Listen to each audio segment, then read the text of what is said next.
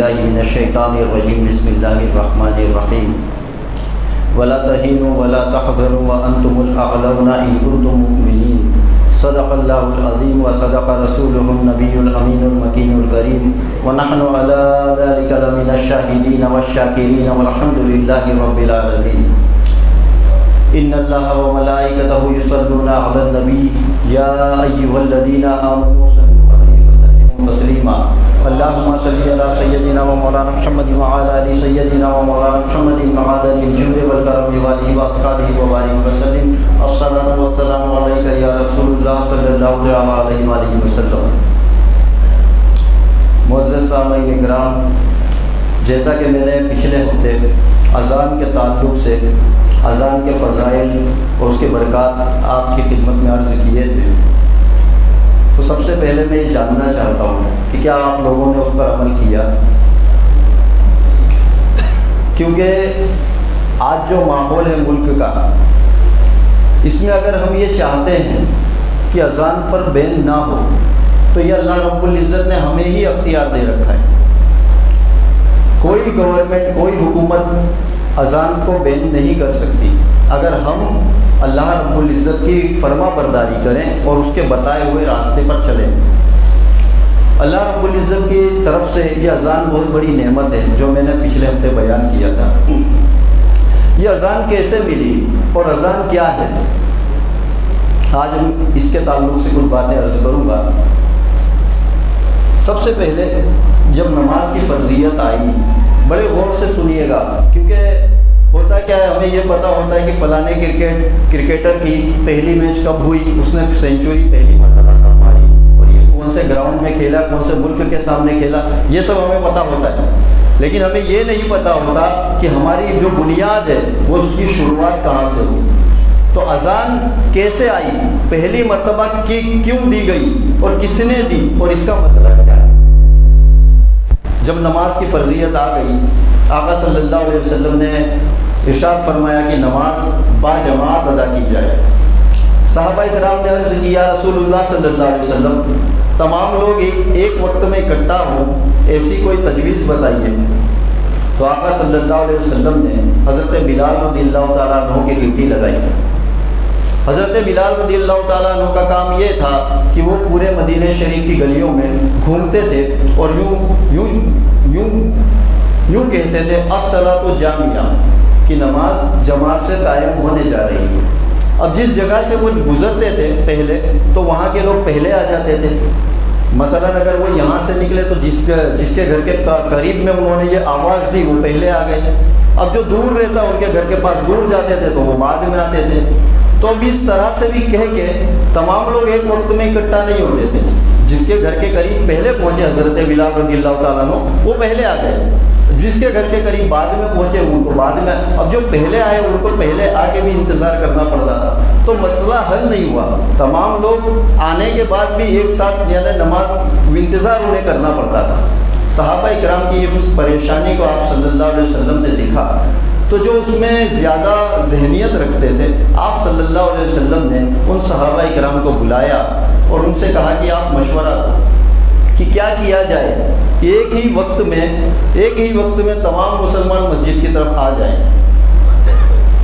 تو ایک صحابی جو تھے وہ کھڑے ہوئے، کہا یا رسول اللہ صلی اللہ علیہ وسلم، ہم اگر ناقوش بجائیں تو ناقوش کسے کہتے ہیں؟ آپ نے دیکھا ہوگا بینڈ باجے والوں کے پاس ایک انسٹرومنٹ ہوتا ہے، وہ پائپ جیسی ہوتی ہے، وہ آگے سے مڑی ہوئی ہوتی ہے، اسے ناقوش کہتے ہیں۔ اور یہ جو ناقوش اس وقت میں یہودی لوگوں کو جب کوئی کام ہوتا تھا تو وہ اپنی مسجدوں سے، اپنی عبادت گھروں سے وہ ناقوش کو بجاتے تھے، تو تمام یہودی اکٹھا ہو جاتے تھے۔ تو انہوں نے عرض کی، یا رسول اللہ صلی اللہ علیہ وسلم، ہم ناقوش بجایا کریں، ہم ناقوش بجائیں گے تو تمام مسلمان اکٹھے ہو جائیں گے۔ آپ صلی اللہ علیہ وسلم نے فرمایا نہیں، یہ یہودیوں کا طریقہ ہے، یہ یہودیوں کا طریقہ ہے، اور ہم کسی بھی غیر مسلم کی مصاحبت نہیں کریں گے۔ دوسرے صحابی کھڑے ہوئے، انہوں نے عرض کی، یا رسول اللہ صلی اللہ علیہ وسلم، ہم اگر گھنٹہ بجائیں تو اس وقت میں بھی جیسے آج مندروں میں مشرکین گھنٹہ بجاتے ہیں، اس وقت میں بھی مشرک گھنٹہ بجایا کرتے تھے۔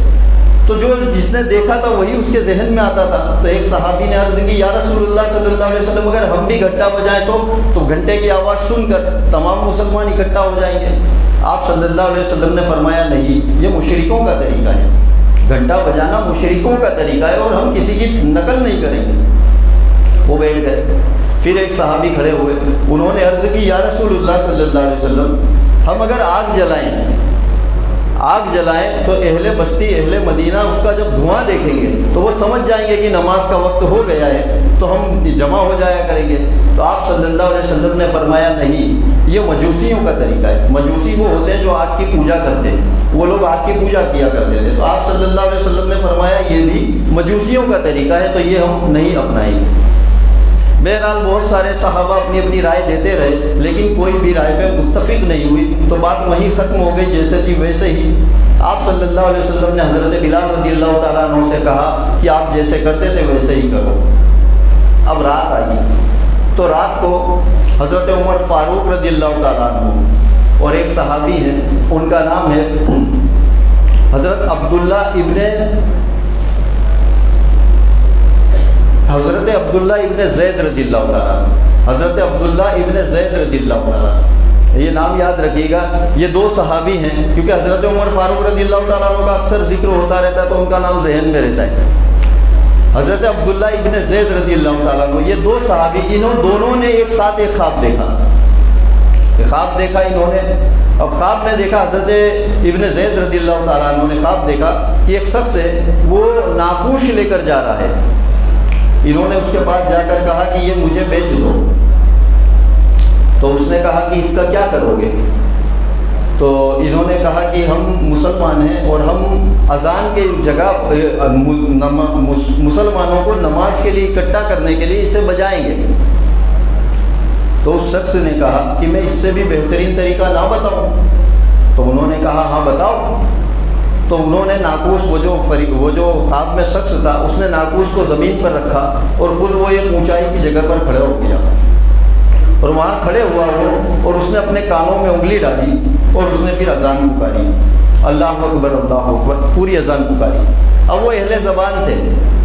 آج یہ تو ہم اذان پانچوں وقت سنتے ہیں اس لیے ہمیں یاد ہے، لیکن اگر ہم نے بھی پہلی مرتبہ سنی ہو تو ہمیں یاد نہیں ہو سکتی. لیکن وہ اہل زبان تھے، وہ عربی ہی بولتے چالتے تھے، تو وہ ایک ہی بار میں سمجھ گئے اور یاد بھی ہو گیا انہیں. ان کی آنکھ کھلی، دوڑے آئے آقا صلی اللہ علیہ وسلم کی بارگاہ میں اور عرض کی یا رسول اللہ صلی اللہ علیہ وسلم میں نے ایسے سے ایسا خواب دیکھا کہ ایک شخص تھا اور اس نے مجھے ایسے سے ایسے بتایا. اب یہ بیان کر ہی رہے تھے کہ ویسے ہی حضرت عمر فاروق رضی اللہ تعالیٰ عنہ بھی آ گئے.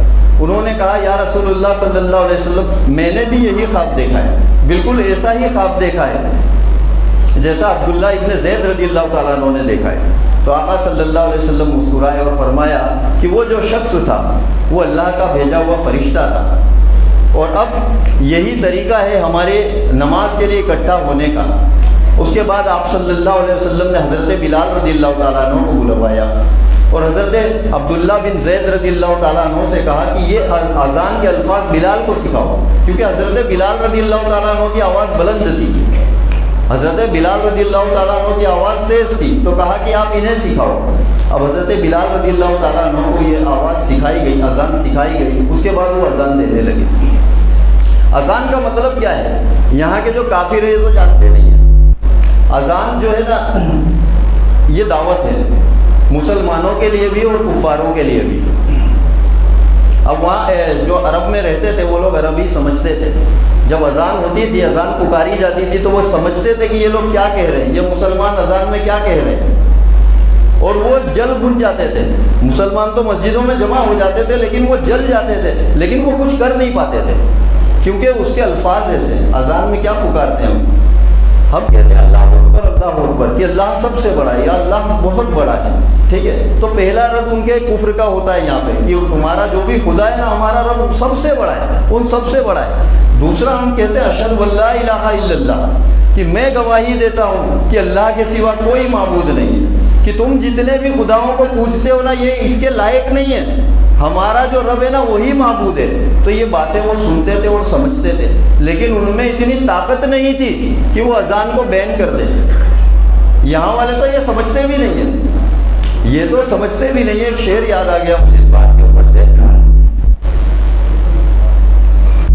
فقط یہی نہیں کہ میں اپنی جان دے دوں گا, فقط یہی نہیں کہ میں اپنی جان دے دوں گا, نبی کے نام پہ سب خاندان دے دوں گا, نبی کے نام پہ سب خاندان دے دوں گا. یہ کافروں نے کہا ہونٹ تیرے سی دیں گے, یہ کافروں نے کہا ہونٹ تیرے سی دیں گے, بلال بولے میں تب بھی اذان دے دوں گا.